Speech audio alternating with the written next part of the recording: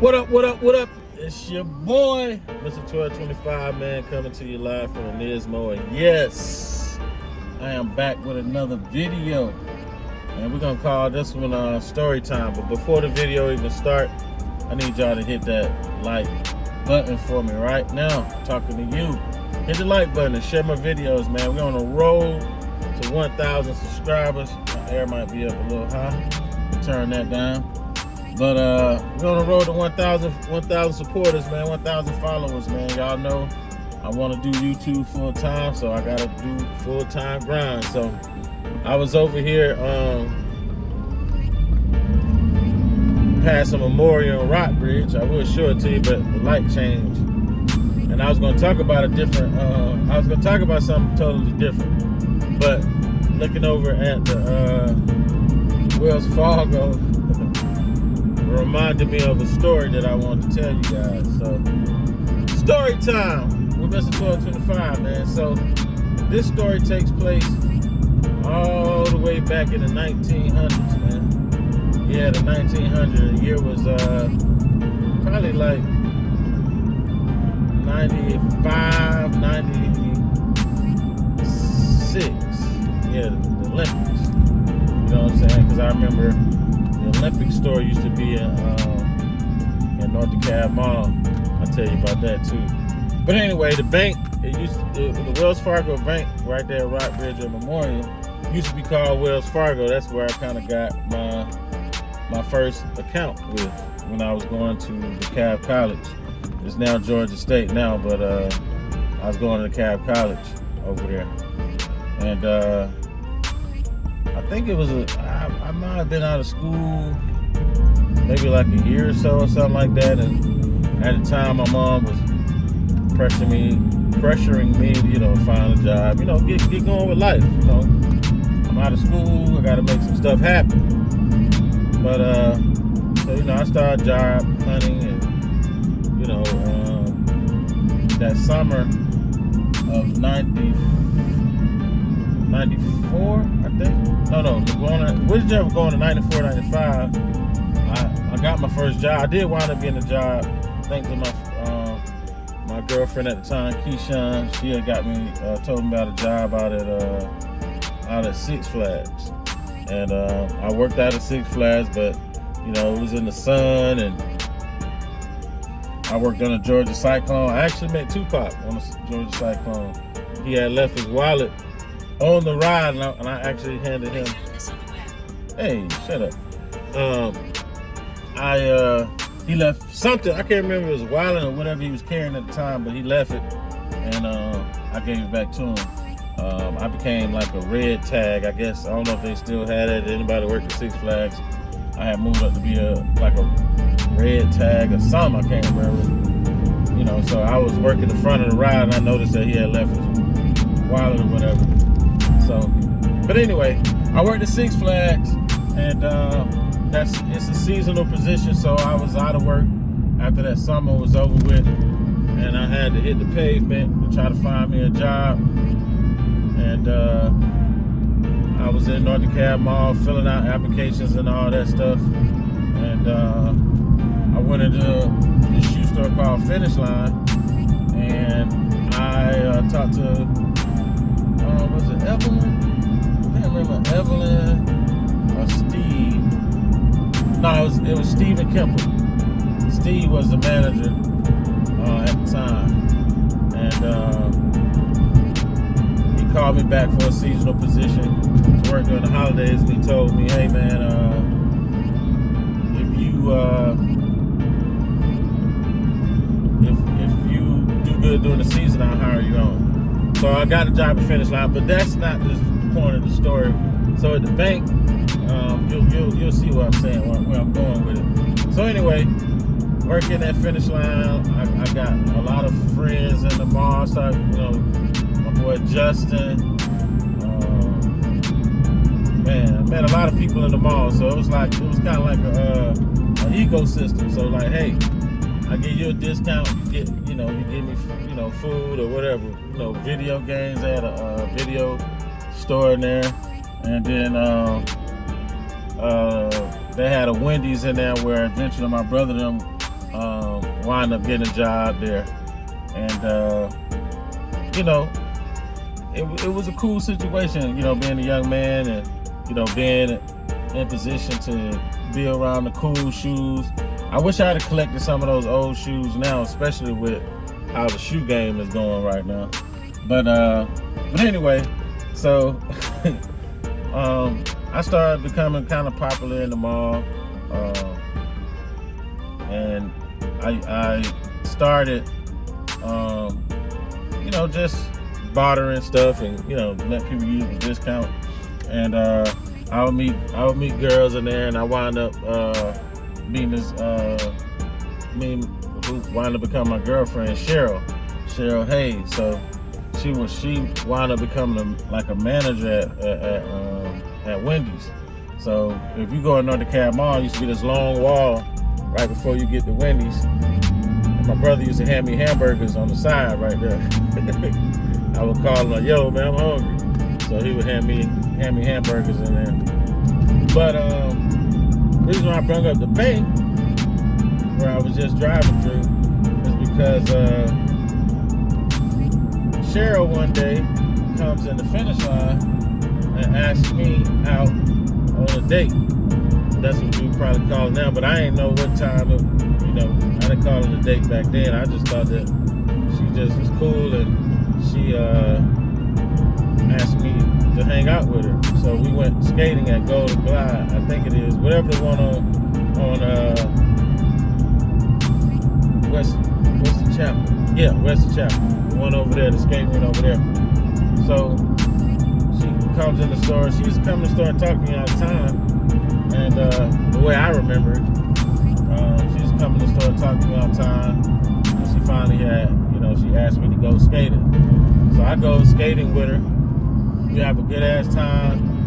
And we sitting off on the side and just sitting there talking, had some popcorn. I can remember as it was yesterday, and she asked me to be her boyfriend. I was like, whoa, okay, yeah. So I wound up telling her yes, and but I didn't tell her the full truth, y'all. So I was actually dating another girl at the time. Her name was Linda, and she went to Clarkson High School. She was a little bit younger than me, but yeah, I was dating Linda before I met Cheryl. But Linda had went off to Michigan State. I flew up there to go see her maybe twice, maybe one time. Cause I remember I didn't understand how cold it was up in Michigan, and I had to buy a jacket at this Lansing Mall. I don't know if it's still there. I don't know if we went to Finish Line to get a jacket because I got a discount. I can't remember. But anyway, that's one of my first, probably second big trips out of Georgia. The first one was with Detroit with my grandmother. We went up there to visit some of her friends. But I didn't tell the full truth, ladies and gentlemen. So I was like, damn, how in the hell I'm gonna break this off with Linda and go out with Cheryl, because Linda at the time was just, you used to have to handwrite and send letters off back then. It wasn't no internet or emails and none of that stuff. So we would handwrite letters back and forth, and then I would have to go up and use a payphone up on at the QT to talk to her. So that would cost money. You know what I'm saying? And I was just explaining to her, like, hey, I can't come up here and talk to you every day.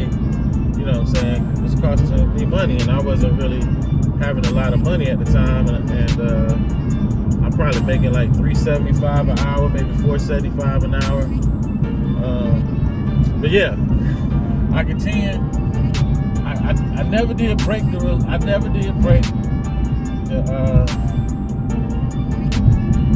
relationship off. I continued to date both girls, for some time. I think I was dating both of them at some length of time. And my stepfather used to have a pager store off of Rockbridge. It was kind of one of the first black pager companies out in Stone Mountain. We had moved from Kirkwood to Stone Mountain, and he had a pager store up there. And I remember I got my first pager. So, not gonna get into a whole bunch of the drama and everything, but I tried to hold on to both girls at the same time. Like I said, that bank reminded me of the situation. So, I think I had got like a refund check from school. It's probably like $2,000 or something like that. I wound up getting an escort. Everybody know the green bean if you know me. I wound up getting my escort with that money because my school at the time was only like maybe for that semester, maybe $1,000 for that semester. I don't know how it went down, but I had some money to get a car. But I had left my pager in in Linda's car. I left it in there, and not thinking nothing of it. I didn't think she was looking at my pager and get memorize numbers out of it. So she memorized the number out of the pager, and like I said, I ain't get into all the drama and dramatic because I felt bad about what had wound up going down. But anyway, fast forward to Cheryl graduated from high school because I was older than her. That's right. Goes to a graduation, everything is good. We at her house just celebrating her accomplishment with graduating from Shamrock High School.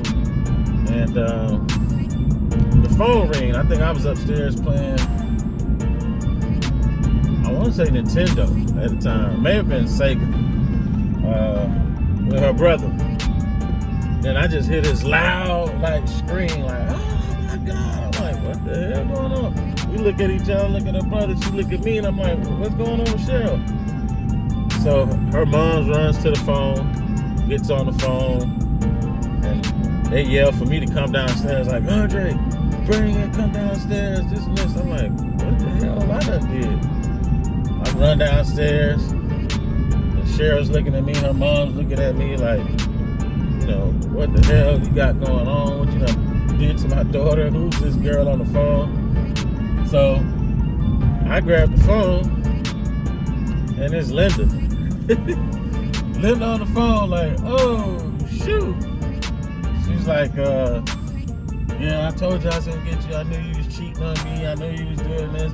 I told you, blah, blah, blah, blah, blah. I'm like, how'd you get this number? She's like, oh, that day we was at the Wachovia, when you left your page in the car, I got the number out the pager. And I'm like, how in the hell you decide to call the day when she graduated? How did this all line up? But, God don't like ugly, so I was doing bad. I was, being a player at the time. I'm glad I got that out of my system early on. But I can laugh at it now, but it wasn't funny back then. But yeah, so that Wells Fargo are always going to be infamous for me because that was where Linda got the number out the page, and they called Cheryl, and basically blew that relationship out of the water. Her brother asked me to leave. I think her brother wanted to fight me that day. I really do. I think he wanted to kick my butt, but I don't know how I got out of there, but I wound up getting out of there. And months passed, and like I said, back then you had to exchange letters. I wrote a couple letters. I got a lot of letters from them. Me and Linda, we tried to make something happen, but it didn't shake. And my old barber Stan, rest in peace Stan, from Langford Barbershop, he had told me like, man, hey, the one that loves you gonna come back to you. You know what I'm saying? So me and Cheryl tried to work some things out. I think she wound up starting to go, we was going to church together. She started going to my church or something like that, and we was trying to make things happen, but I think the wounds had ran a little too deep, and we wound up going our separate ways. And I never did get a chance. I think I seen Cheryl maybe one time. I never saw Linda again, but I still saw, like, I did see, I've seen her brother a couple times. Actually, at one of my niece's birthday party, he had worked at the Cheesecake Factory. But I think she wound up becoming like a lawyer. No, she did wind up becoming a lawyer, because when my brother was in the streets back in the day, he was getting in trouble and in and out of court. He called me one day and was like, "Hey man, Linda was going to prosecute me, but she dismissed herself from the case because she said that she knew me, and then she think there would be a conflict of interest on the case." I was like, "Damn, small world, bro." He's like, "Yeah, she dropped the case." I was like, "Ah, man, that's crazy." But yeah, I never did see Linda again. I haven't seen them in a while. I don't even think they're on Facebook or nothing. But anyway, but yeah, that bank will remain infamous to me. So, but yeah, it just changed my whole thought process when I looked over that bank. It brought that memory back to me. I thought that just share that to my channel, man. Busted, I guess you could say. I got busted, man. But like I said, I'm glad it was early on, and I wound up getting on a straight and narrow path after that. Yeah, I wasn't good at being a player. but yeah, I was going a whole nother route with this vlog, but I may drop this one, I may not. I may save it for a little bit later, just something in between some lit content. But I just had that thought and I had to record my thoughts on that. But I'm glad I got that out of my system. I'm glad that I didn't continue to try to play multiple women, because that was just terrible, man. Especially all the drama that happened, that transpired with that. But Linda, or Cheryl, if you watching this, man, hope y'all, I'm pretty sure y'all done forgave me for that. I mean, that's been years ago though. But I hope y'all doing well, man. I haven't seen y'all in a long time, so I probably won't. But yeah, I thought I'd just share that with y'all on my channel, man. It was that was a crazy time. But I got through it, and like I said, I've heard Linda went on to be kind of like a successful lawyer. I don't know what Cheryl wound up getting into, but I hope both of them are doing well. And like I said, I was going a different route with my vlog today, but I just saw that bank and it just reminded me of that situation. So, but anyway, it's your boy Mr. 1225, man. Don't want to be a player no more. But yeah, I'm out of here, man. I'm gonna see y'all on the next video. Let's go.